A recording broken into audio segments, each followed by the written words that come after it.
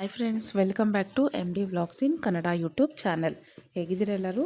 ಚೆನ್ನಾಗಿದ್ದೀರಾ ಅಂತ ನಾನು ಭಾವಿಸ್ತೀನಿ. ಇದು ಬಂದು ಫ್ರೈಡೇ ವ್ಲಾಗ್ ಆಗಿರುತ್ತೆ. ಸೊ ಈವ್ನಿಂಗ್ ಬೇಗ ಬಂದು ಎಲ್ಲ ರೆಡಿಯಾಗಿ ನಾದಿನಿ ಮನೆಗೆ ಹೊರಟಿದ್ದೀವಿ. ಸೊ ಯಾಕಂದರೆ ಸ್ಯಾಟರ್ಡೆ ನಾವು ಫಾರ್ಮ್ ಹೌಸ್ಗೆ ಹೋಗಬೇಕು ಅಂತ ಪ್ಲ್ಯಾನ್ ಮಾಡಿದ್ವಿ. ಸೊ ಅದಕ್ಕೋಸ್ಕರ ಫ್ರೈಡೇ ಈವ್ನಿಂಗ್ಗೆ ಬಂದುಬಿಟ್ವಿ ಇಲ್ಲಿಗೆ.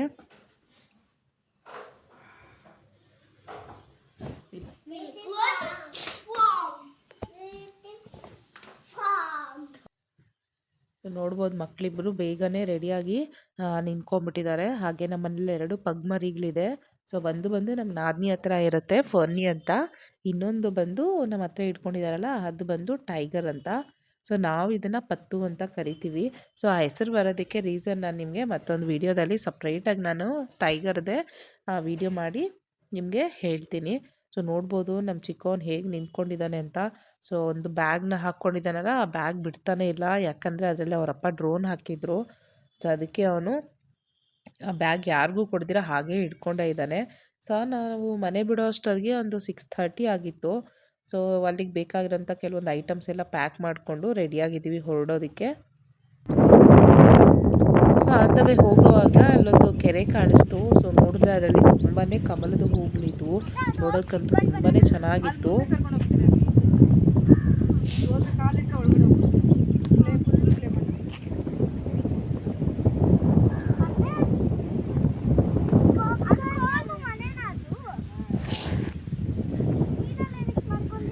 ಅಲ್ಲಿ ಚಿಕ್ಕ ಚಿಕ್ಕ ವೈಟ್ ಫ್ಲವರ್ಸ್ ಇದೆ ನೋಡಿ ಅದಕ್ಕೆ.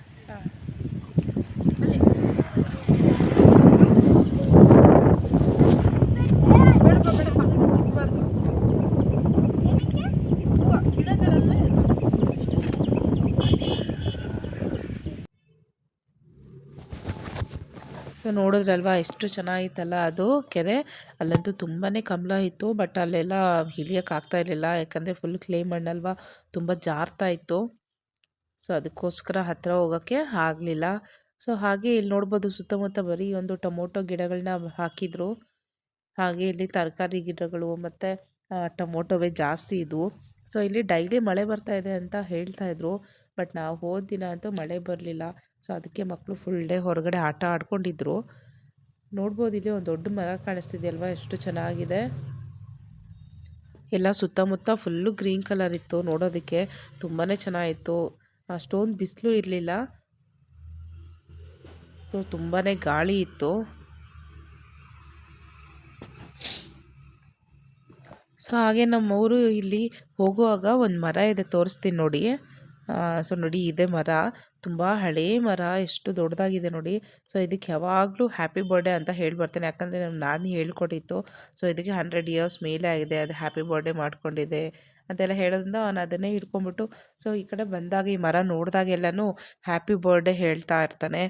ಹಾಗೆ ಎಲ್ಲಾದರೂ ಬ್ಯಾನಿಯನ್ ಟ್ರೀ ಎಲ್ಲ ಕಾಣಿಸ್ದಾಗೆಲ್ಲನೂ ಅದಕ್ಕೆ ಸೆಲ್ಯೂಟ್ ಮಾಡುವಂಥದ್ದು, ಸೊ ರೆಸ್ಪೆಕ್ಟ್ ಕೊಡೋದು, ಇದೆಲ್ಲ ಮಾಡ್ತಾ ಇದ್ರೆ ತುಂಬಾ ಖುಷಿ ಆಗುತ್ತೆ. ಸೊ ಹೀಗೆ ನಾವು ಫಾರ್ಮ್ ಹೌಸ್ ಕಡೆ ಹೊರಡ್ತಾ ಇದ್ದೀವಿ. ಸೊ ನೋಡ್ಬೋದು ಇಲ್ಲಿ ವ್ಯೂ ನೋಡು, ಆ ಬೆಟ್ಟ ಅವ್ರಿಗೆ ಹೆಂಗ್ ಕಾಣುತ್ತೆ.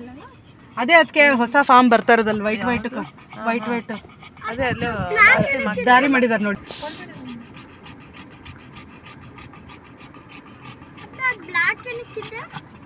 ಇರಮ್ಮ,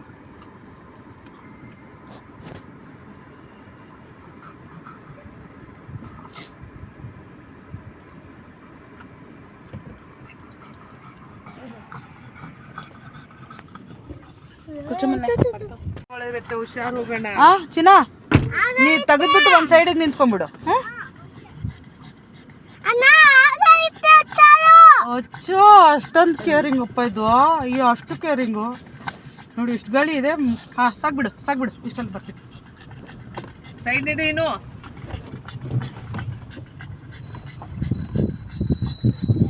ಗೇಟ್ ಮುಚ್ಚುಕಂತ, ಗೇಟ್ ಮುಚ್ಚಮ್ಮ.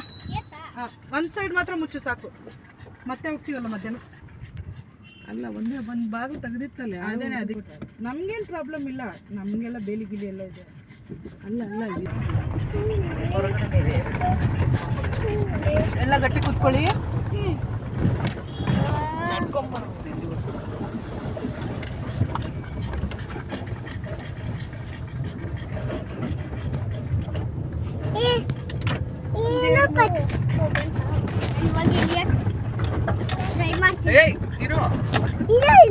ಇಲ್ಲಿಂದ ತೆಗೆದ್ಬಿಟ್ಟು ಅಲ್ಲಿ ಹಾಕಿದೆ ಡ್ರಮ್ಮು.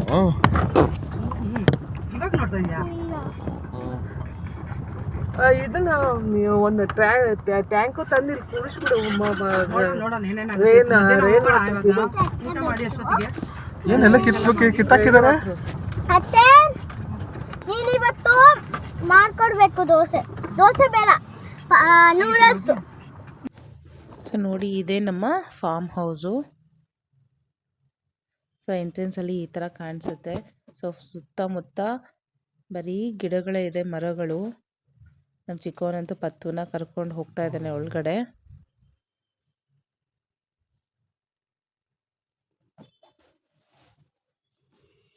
ಸೊ ಇಲ್ಲೆಲ್ಲ ಬರೀ ಹಣ್ಣುಗಳದ್ದು ಮತ್ತು ವೆಜಿಟೇಬಲ್ಸ್, ತರಕಾರಿಗಳದ್ದೇ ನಾವು ಹೆಚ್ಚಾಗಿ ಮರಗಳನ್ನ ಹಾಕಿರುವಂಥದ್ದು.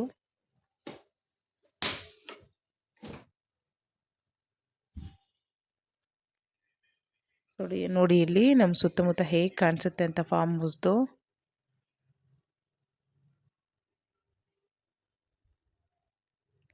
ಸೊ ಲಾಸ್ಟ್ ಟೈಮ್ ಬಂದಾಗ ಇಲ್ಲಿ ನಾವು ತುಳಸಿ ಗಿಡಗಳನ್ನ ಹಾಕಿದ್ವಿ. ಸೊ ಬರೋಷ್ಟೊತ್ತಿಗೆ ಅವು ಎಷ್ಟು ದೊಡ್ಡದಾಗಿದೆ ನೋಡಿ. ನೋಡೋಷ್ಟೊತ್ತಿಗೆ ತುಂಬಾ ಚೆನ್ನಾಗಿ ಬೆಳೆದಿದ್ವು.